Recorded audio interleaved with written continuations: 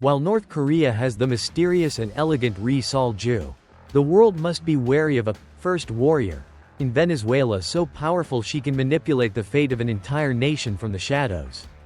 She does not stand behind her husband's glory. She is the one who created it. Let us decode the life of Cilia Flores, the chief architect behind the controversial empire of Nicolas Maduro. Origin and political rise. Background. Born in 1953 in Tanaquillo, Venezuela, Flores is not a first lady in the traditional sense, but a true politician. Education. She graduated with a law degree from Santa Maria University in Caracas, specializing in criminal and labor law. The Chavez connection. The greatest turning point in her life occurred in 1992 when she led the legal team defending Hugo Chavez after his failed coup attempt. Legal savior. She fought persistently for 2 years while Chavez was in prison, eventually successfully persuading then-President Rafael Caldera to sign a pardon for Chavez in 1994. Without Flores, Chavez's political career might have ended in a jail cell. Independent status. Before Maduro rose to power, she established her own reputation as the first woman to serve as the President of the National Assembly, 2006 to 2011. And later as the Attorney General of the Republic, 2012-2013. Origin and political career. Cilia Flores was born in 1953 in Tanaquillo, Venezuela. She is not a first lady in the traditional sense but a true politician. Education. She graduated with a law degree from Santa Maria University in Caracas, specializing in criminal and labor law. Career linked to Hugo Chavez. The biggest turning point in her life was in 1992, when she led the legal team defending Hugo Chavez after his failed coup attempt. She was the one who persistently fought for Chavez to be pardoned in 1994. Political status. Before Maduro rose to power, she had already established her own reputation. President of the National Assembly of Venezuela, 2006 to 2011, the first woman to hold this position. Attorney General of the Republic, 2012-2013. She does not stand behind her husband's glory, she is the one who created it. With a background as a criminal lawyer, Flores was the one who led the legal team to bring Hugo Chavez out of prison after the failed coup in 1992, laying the first brick for the career of the late president and later her husband, Nicolas Maduro. The title, First Warrior. In Venezuela, Cilia Flores never wants to be called by the title of First Lady. Instead, she chose the title, La Primera Combatiente, the First Warrior, to affirm her proactive political role. The relationship between Cilia Flores and Hugo Chavez was not merely a relationship between subordinate and leader, but a life and death bond and the foundation for the existence of the current Chavismo regime. A legal lifesaver. This relationship began during one of the darkest times in Hugo Chavez's career. Defense lawyer.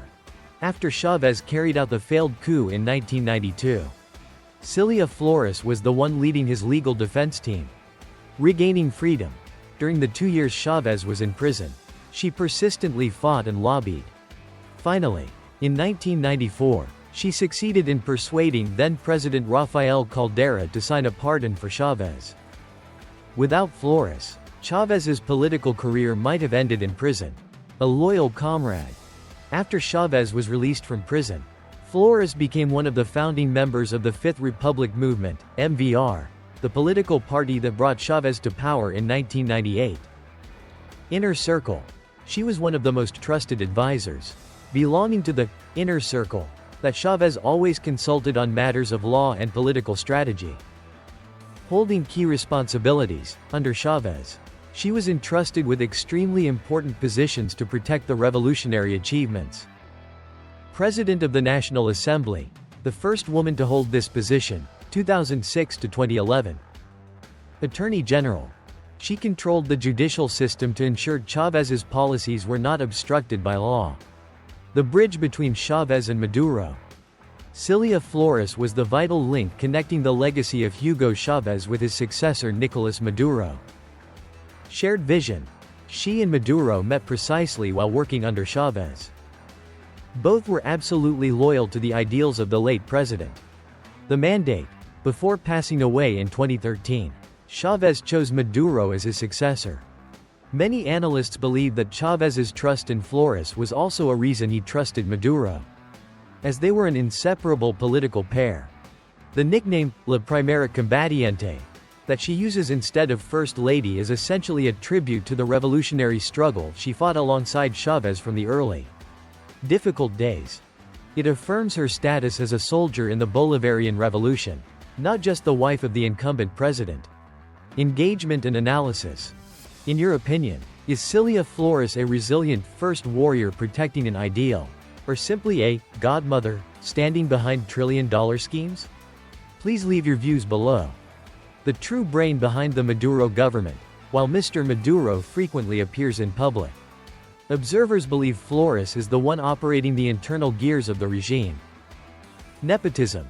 Mrs. Flores built a loyal network by appointing a series of relatives to key positions in the government apparatus, from the tax office to state-owned oil companies. Puppeteer of the Maduro regime, Cilia Flores is considered the chief architect for the survival of the regime.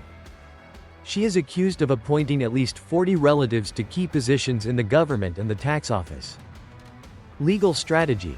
With a background as a lawyer, she helped Maduro establish laws to neutralize the opposition and control the Supreme Court. Analysts observe that Maduro rarely makes any important decision without her consensus. Family and Los Chamos.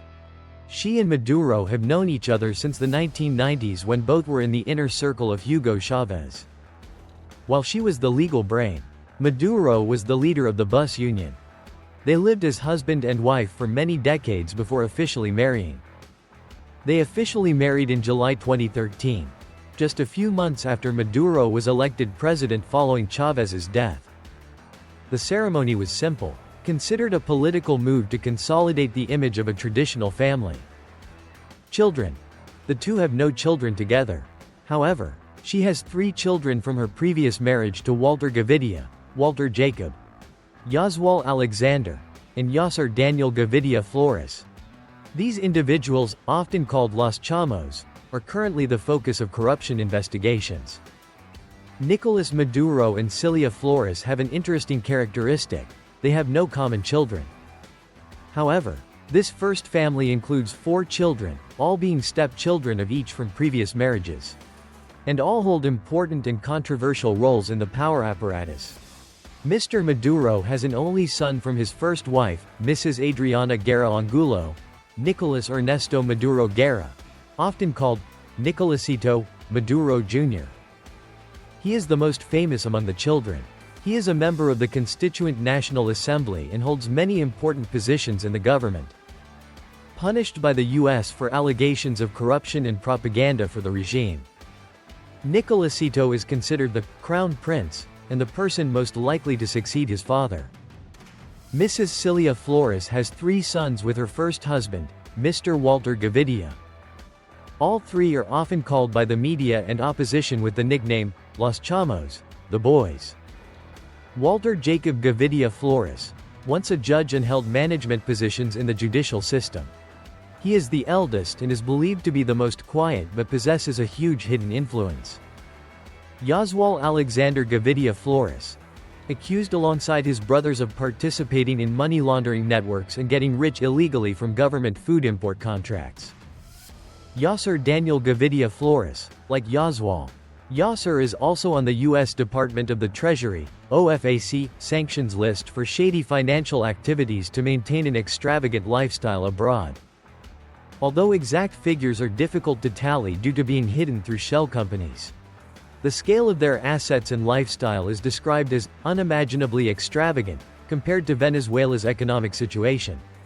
The Insider investigation. Don't take your eyes off the screen, because right now, we will break into the network of shell companies and the $30 a day hotel bills of the Flores princes. These numbers will certainly stun you. Clap Corruption Network, main source of income, according to the U.S. Department of the Treasury. Los Chamos' assets mainly come from taking bribes to help Alex Saab, an economic agent of Maduro, win no-bid food supply contracts for the CLAP program, the government's food relief program. Allegation. They over-invoiced food prices and embezzled hundreds of millions of dollars from the national budget. Money laundering. Money was transferred through bank accounts in Antigua, Turkey, and the UAE before being invested in fixed assets. Royal lifestyle in Europe. Attention turned to Los Chamos when details of their vacation in Madrid, Spain, were leaked. Hotel bill. In 2017, investigative reports showed the three brothers stayed at the Ritz in Madrid for 18 days with a bill of up to $600, averaging over $30 per day. Luxury shopping. They frequently appeared in upscale neighborhoods like Salamanca, Madrid, spending hundreds of thousands of dollars on brands like Chanel, Rolex, and Louis Vuitton. Real estate and international investment. Investigations by Spanish and U.S. police indicated their presence in the following assets. Villas in Spain. They are accused of owning or using high-end properties in Madrid and resorts in Marbella through trust companies.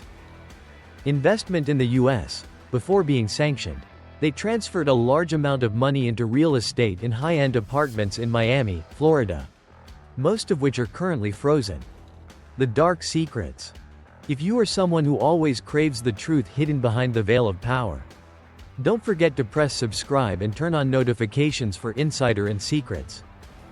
Here, no secret lasts forever.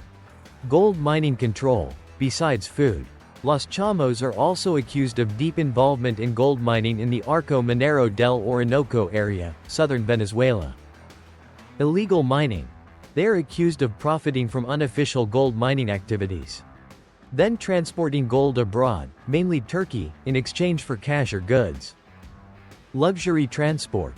Private jets. They frequently use the national oil company PDVSA's fleet as personal aircraft to travel between Caracas, Turkey, and Europe. Yachts. There are reports of them owning luxury yachts anchored in Caribbean islands for private parties. Key companies in the network. These companies often have no actual business activities and no employees but receive contracts worth hundreds of millions of dollars. Group Grand Limited, Hong Kong and Mexico. This is the ACE card of Alex Saab. This company won exclusive contracts to provide food for the CLAP program. Los Chamos are accused of receiving direct commissions from this company's payments. Asasi Food FZE, United Arab Emirates, UAE, used to receive money from the Central Bank of Venezuela. This company plays the role of a currency transfer point to avoid control by the U.S. financial system. Mulberry Proye Yatırım Anonim Şirketi, Turkey, extremely important in the Gold for Food plan. Gold from mines in Venezuela is transferred to Turkey through this company in exchange for cash or low-quality food for the people. Seafire Foundation, Panama, a phantom investment fund used to own real estate and yachts in Latin America for the Flores family. Operation method. The Flores family does not directly name these companies but operates through a layer-upon-layer system. Thoi Fong Jia Tri, over-invoicing. Companies like Group Grand Limited buy food from Mexico at low prices but declare them to the Venezuelan government at 10 to 20 times higher prices. Exchange rate differences.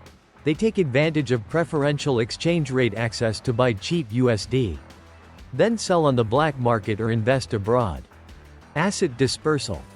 Money after being cleaned is transferred to bank accounts in Switzerland, the UAE, or used to buy high-end apartments in Madrid and Miami through other intermediate companies like Vencora or Adene Global. The conclusion: 2026 and beyond. Dark allegations. Drugs and corruption. The arrest of Cilia Flores marks a historic turning point for Venezuela. From a symbol of the Chavismo revolution, she now faces justice in a country she always called the imperial enemy. The main reason the U.S. carried out this arrest lies in the dense criminal records. Narco Nephews case. Two of her nephews were convicted in the U.S. in 2017 for conspiring to transport hundreds of kilograms of cocaine. Evidence in court showed they used the power of the presidential family to carry out this FIVU.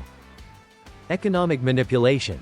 She is accused of operating a sophisticated corruption system alongside her own sons, profiting billions of USD from exchange rate differences and providing food for the poor while the country falls into a severe humanitarian crisis. Significance of the 2026 arrest. The extradition of Flores to New York is not just a law enforcement act but also a tough diplomatic strategy by the U.S.